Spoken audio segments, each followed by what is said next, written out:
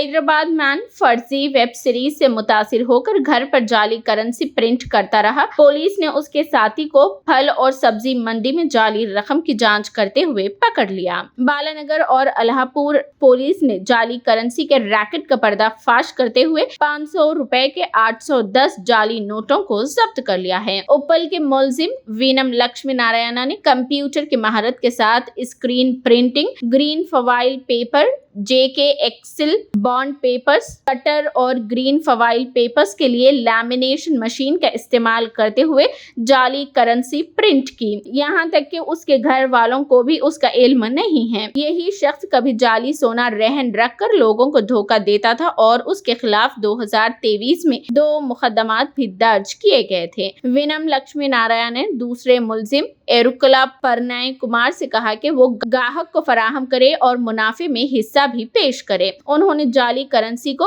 1.4 के तौर पर राशन में फरोख्त करने का फैसला किया। पुलिस ने प्रणय कुमार को 20,000 रुपए मालियत की जाली करेंसी 500 रुपए के नोटों के साथ पकड़ लिया। पुलिस मसरूफ तहकीकात है।